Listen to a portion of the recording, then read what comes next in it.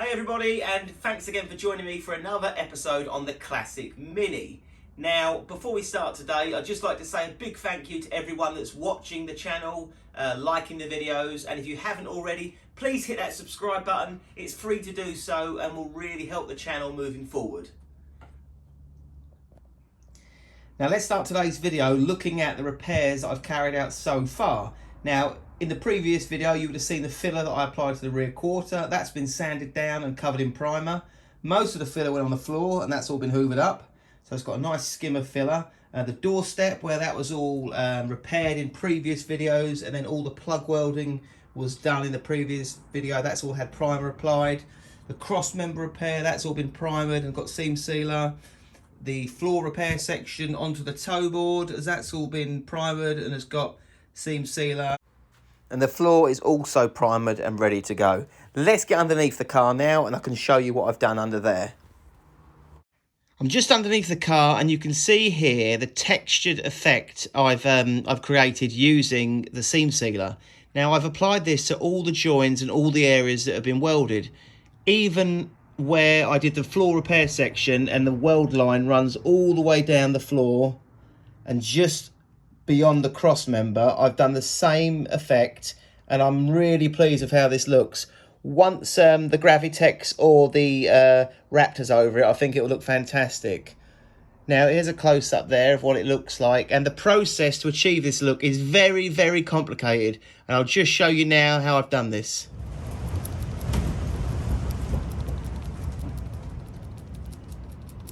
And that's it. That is exactly how I've created this effect using seam sealer and, well, Tiger Seal in a gun, and I'm really pleased with it. I really like this look.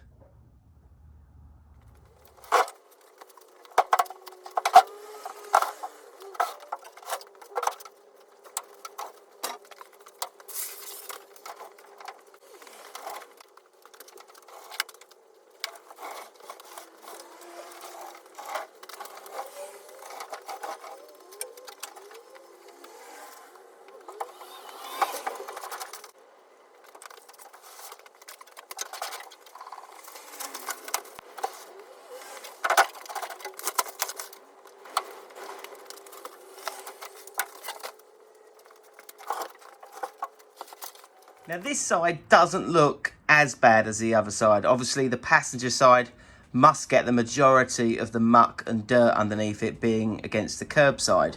So on this side, the rear quarter is in really good condition, apart from this little scabby bit here, which again, I'll probably cut that out. But the actual lip so far looks way better than the passenger side. I might be able to keep that. There's a hole here on the doorstep, so that's a nice patch repair. Get that all seam welded in. That'll be good. The cross member is in really good condition. It's got a small scab of rust there. Maybe look at, I might just leave that, you know, and just treat it. I don't need to be too fussy unless it's severe rust. Obviously it's had the over Sills done to get it through the MOT a few years ago. You can see this here, you can see that weld, and then at the front there it's been completely caved in where someone's jacked it up. I think there'll be quite a bit of severe rust underneath the seam sealer, but I'll be looking to repair, probably stitching a nice section up to here and then maybe around. I'm not going to do the whole floor pan, but I'll get a nice repair section put in.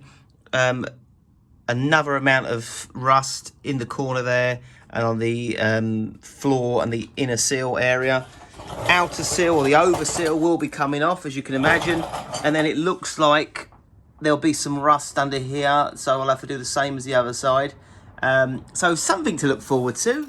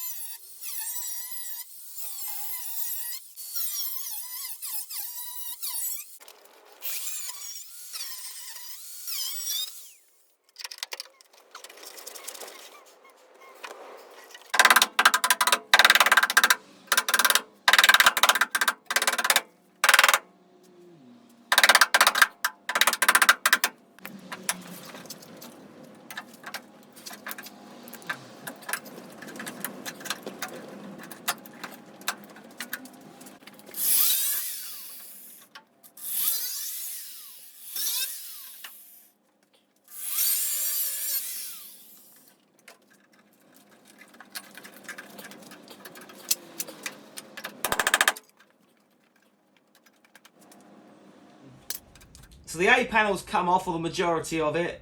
You can see where my cutting disc went through a tad too far, but I can probably put some weld on that before I grind it all smooth and put the new A panel on. Now, obviously, there's some serious rot down here as usual, so this piece is completely gone. I'm not too familiar with this area, so I'll have to look into it to see if I can make a repair section to go in, or if it's worth putting in a whole new piece. But yeah, we're making progress, so that's the main thing.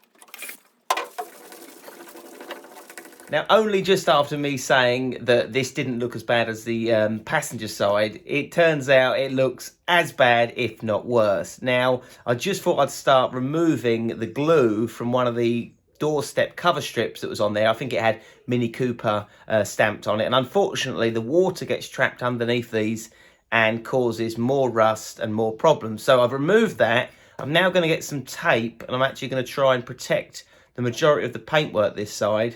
So I'm going to cover that in tape. You can see me do that, and then we'll start looking at cutting out the rust.